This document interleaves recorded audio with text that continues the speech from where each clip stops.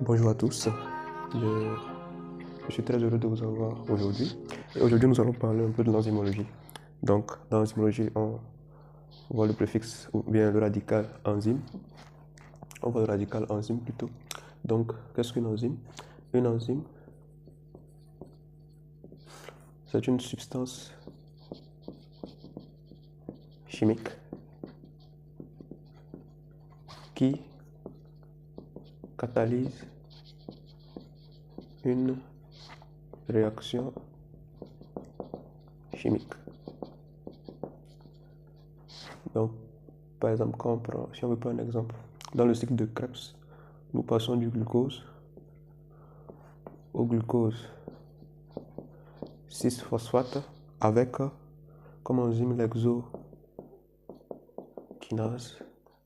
avec de l'ATP. Donc l'exokinase ici c'est l'enzyme. Et généralement les enzymes ont le suffixe elles ont le suffixe ase. Ase, exokinase. Généralement elles ont le suffixe ase. Donc c'est un peu ça. Mais aujourd'hui nous allons nous intéresser aux enzymes michaéliennes. Nous allons nous intéresser aux enzymes michaéliennes. Donc, mais avant ça, nous allons voir un peu la notion d'effecteur et facteur. Quand on dit un effecteur, c'est-à-dire une molécule capable de se lier à une enzyme et de modifier la réaction et de modifier la vitesse de la réaction chimique. Donc, et il peut être un activateur. Quand je dis modifier, il peut être un activateur ou bien un inhibiteur. Et donc, s'il est activateur, ça veut dire qu'il va augmenter la vitesse de la réaction. Mais s'il est inhibiteur, il va freiner plutôt la vitesse de la réaction. Et ces effecteurs peuvent être de nature organique, c'est-à-dire des coenzymes,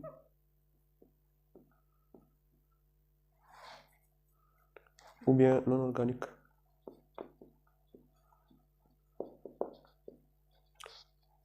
comme les ions. Et on parle de cofacteurs.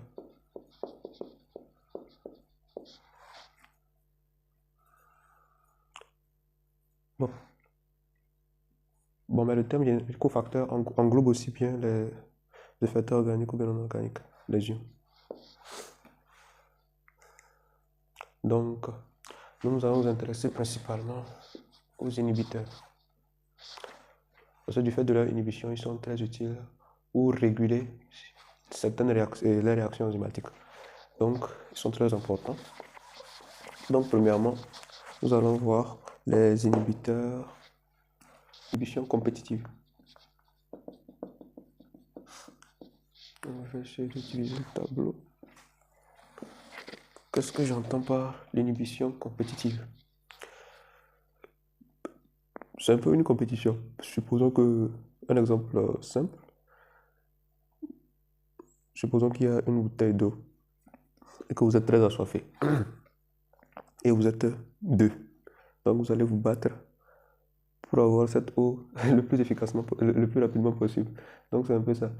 On va schématiser un peu le fonctionnement d'une enzyme normale. Une enzyme plus un substrat va former le complexe ES et enfin E plus P. Si nous avons ici K1, K-1, la constante catalytique, nous avons K2 ou bien K4. Donc, nous avons l'enzyme a un substrat donné. C'est-à-dire que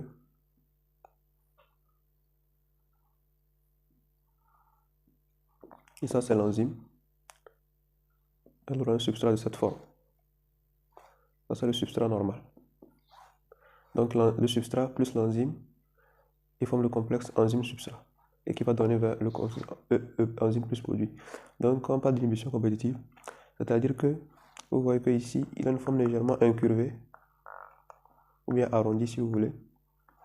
Et ce qui se passe, c'est que dans l'inhibition compétitive, il y a un inhibiteur qu'on va appeler I qui lui aussi va s'associer. Cette réaction est réversible. On va parler de Ki, la constante catalytique Ki. va former le complexe EI. Mais lui ne donne pas de produit. Regardez ce qui se passe. Si nous comprenons I a une forme triangulaire. Et cette forme est proche de la forme curviligne ici, un triangle curviligne. Donc, il peut, d'une certaine manière, se fixer sur l'enzyme. Et donc, ceci va réduire un peu la vitesse catalytique. Mais cette inhibition est peut-être levée. Je m'explique. Comment cette inhibition peut être levée? Supposons que, comme je le disais dans l'exemple, il y a une bouteille d'eau. Vous êtes deux. Disons, tu as le substrat et l'inhibiteur. Maintenant, vous êtes le substrat. Et il y a l'inhibiteur qui veut prendre votre eau. Supposons que vous appelez d'autres amis, même qui n'ont pas soif, mais ils vont vous aider à prendre cette eau. Donc, ils vont balayer l'inhibiteur et vous permettre d'avoir accès à l'eau. Si on suppose que l'eau ici, c'est l'enzyme. Donc, vous allez pouvoir capter cette eau. Donc, c'est ce qui se passe. Donc, si on arrive ici, au niveau de la courbe de saturation,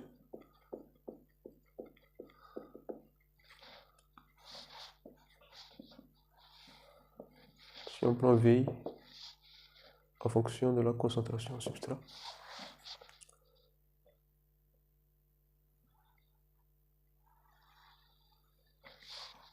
nous avons une branche d'hyperbole. C'est généralement la forme des enzymes michaéliennes. Nous avons une branche d'hyperbole et atteindre une vitesse maximale, Vmax.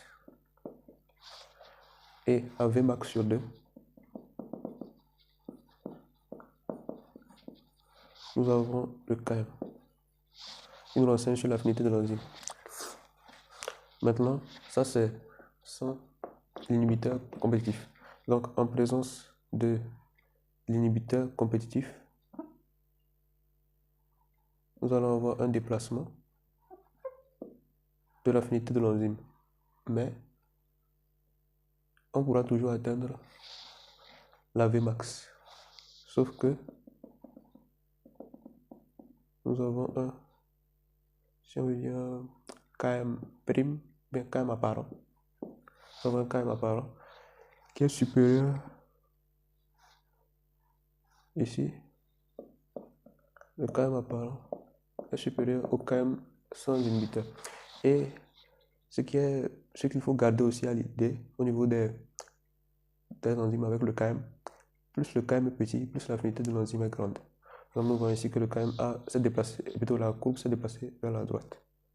Donc, ça dit que son affinité a diminué. Donc c'est à peu près ça. Mais ce qu'il faut aussi garder, c'est que cette représentation VI en fonction de S, elle n'est pas très précise. Donc pour augmenter la précision, il est recommandé de tracer la double inverse, c'est-à-dire la représentation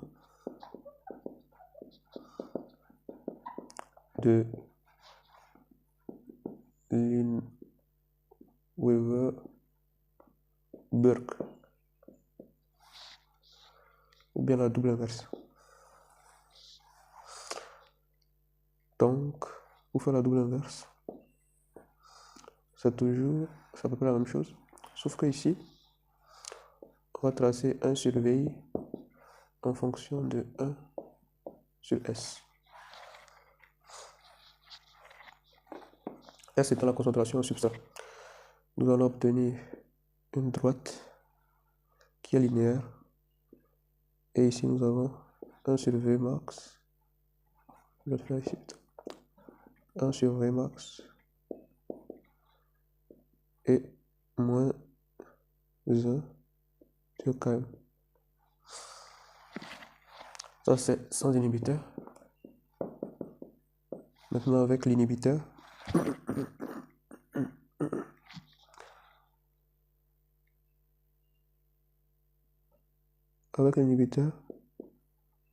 excusez-moi, avec l'inhibiteur, le Vmax ne change pas parce qu'on peut lever l'inhibition. Et donc, nous aurons moins 1 sur Km apparent et toujours 1 sur Vmax qui ne change pas.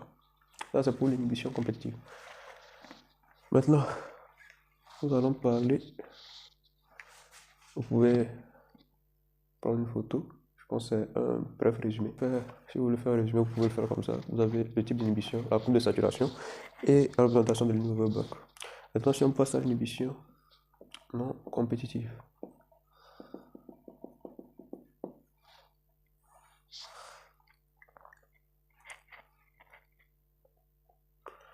Au niveau de l'inhibition non compétitive, toujours, il faut écrire cette équation E plus S, ça donne ES, qui va nous donner E plus P, toujours ne pas oublier K1, K-1, K2 ou bien K4. Ça dépend de chacun. Vous pouvez mettre K2 ou K4. Maintenant, au niveau de l'inhibiteur non compétitif, toujours nous allons l'appeler I. E plus I va nous donner EI. Maintenant, on a aussi E plus S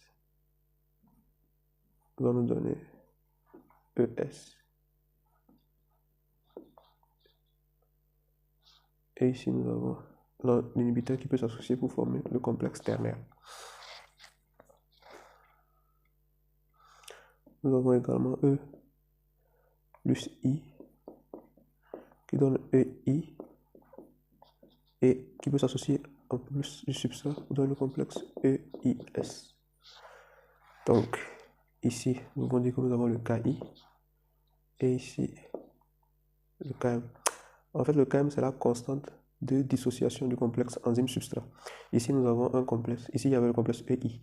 EI plus S qui va donner EIS. C'est-à-dire que si on repasse en arrière, ça va donner EIS. Et c'est pour ça que j'ai écrit KM, parce que KM, c'est la constante de dissociation du complexe enzyme-substrat. Ici, le complexe enzyme-substrat, c'est divisé en EIES. C'est la même chose ici. Le complexe enzyme-substrat, il va donner E plus S. Donc, si vous passez d'une forme à une autre forme qui va donner quelque chose plus S, vous écrivez KM. Mais si, par exemple ici, le complexe EIS va nous donner ES plus l'inhibiteur. Ici, il n'y a pas de substrat libre. Donc, nous écrivons KI. Donc, c'est à peu près ça pour l'inhibition non compétitive.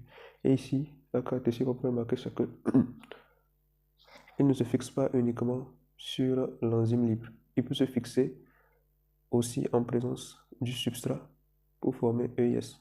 C'est-à-dire que même si on augmente peut-être la concentration en substrat, cela ne sera pas vraiment efficace parce que même si on augmente la concentration en substrat, il y a toujours, même si le complexe ES se forme, il a la possibilité de toujours se lier. Donc ce qui se passe, c'est que il va se fixer si nous avons l'enzyme et notre substrat, excusez-moi, on peut dire qu'il va se fixer à un autre lieu inhibiteur. Mais il va changer la conformation. Il peut modifier cette conformation là de l'enzyme. Peut-être devenir comme ça, plus rigide. Et on peut chercher peut-être la bonne association du substrat. Mais ce qu'il faut noter, c'est que cette inhibition ne pourra pas vraiment être levée même si on augmente la concentration en substrat, parce que tant qu'il y a un complexe ES qui peut se former, ou bien EI, il peut toujours se fixer même en présence du substrat déjà libre, parce qu'il se fixe sur un autre site. Et du moment où il se fixe sur un autre site, on peut tant bien augmenter la concentration substrat, il va toujours se fixer. Mais ce qui est intéressant, vous allez voir au niveau de la courbe de saturation, c'est que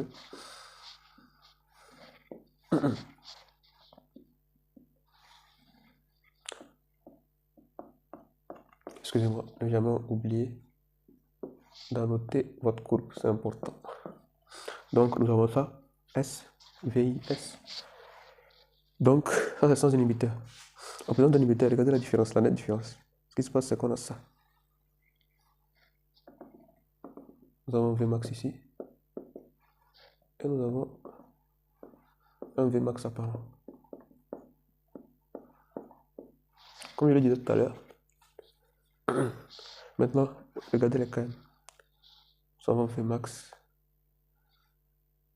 C'est Vmax apparent. Normalement, il me faudrait une couleur. Si nous prenons les KM, prenons le cas de essai de monsieur Vmax sur 2. Je pense que c'est ici.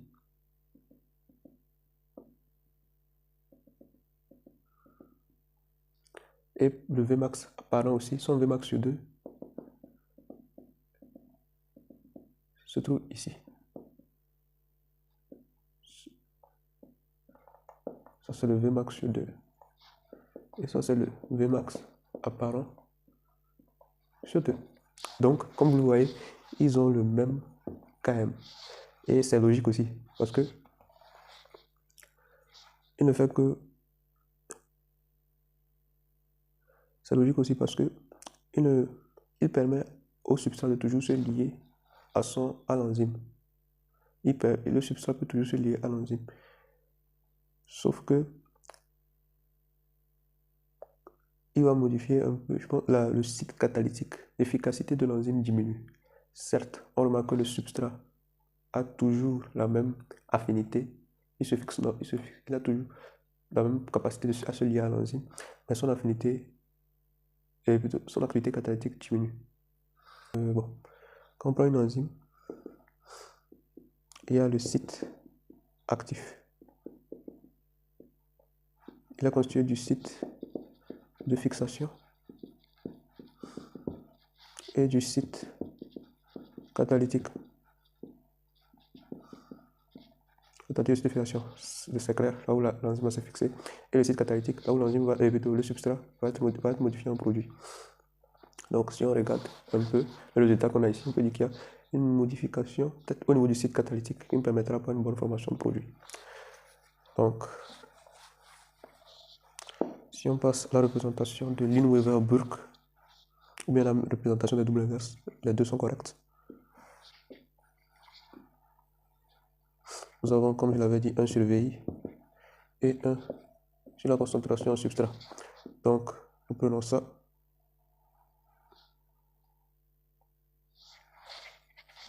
Ça, c'est sans inhibiteur. Comme on a dit que le KM reste le même. Donc, avec inhibiteur, on a ça. Le KM reste le même. Nous avons moins 1 sur KM. 1 sur Vmax. Et ici c'est avec une concentration d'inhibiteur.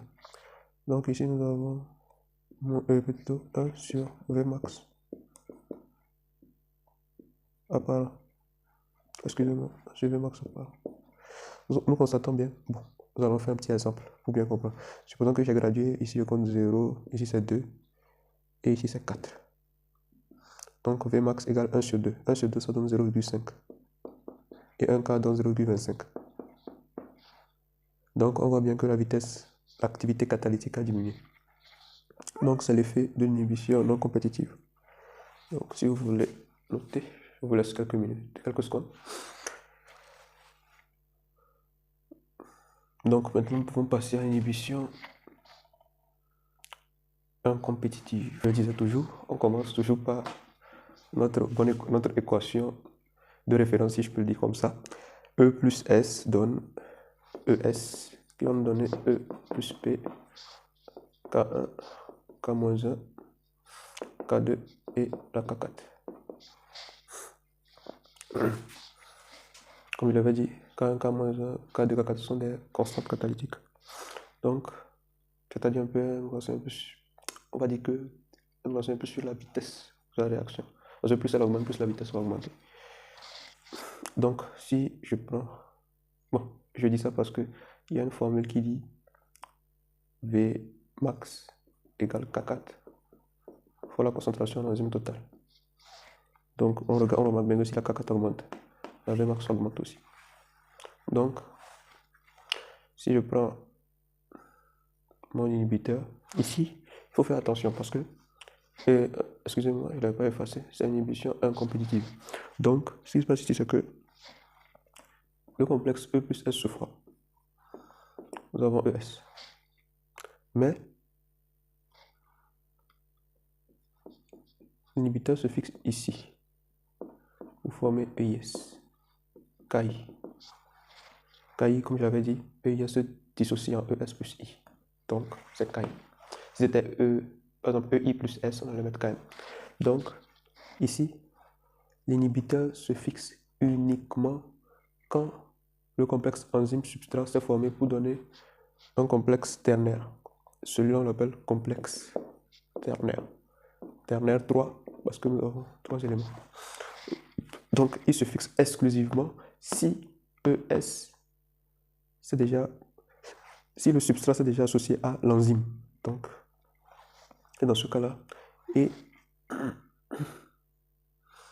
donc, ici, on remarque bien que si on augmente la, bon, ça peut être une question par exemple, si on augmente la concentration au substrat, il n'y a pas de modification, on ne pourra pas lever l'inhibition parce qu'il se forme le complexe EIS uniquement quand le ES s'est déjà formé. Donc, plus on augmente la concentration au substrat, plus on permet à l'inhibiteur d'agir avec efficacité, plus on va le permettre d'agir avec efficacité. Donc, ici, si on veut revenir à la courbe de saturation, dans la représentation, la courbe de saturation plutôt, ce qui se passe ici, c'est que nous avons un sur VI et un sur S. Bon, je vais essayer de schématiser à peu près ce qui se passe pour donner à peu près une idée. Nous avons toujours notre Vmax et ici, supposons. Bon, le plus important c'est de bien comprendre à peu près ce qui se passe. Après, vous pouvez représenter un peu comme vous voulez, c'est pas un problème. Mais ce qui se passe, c'est que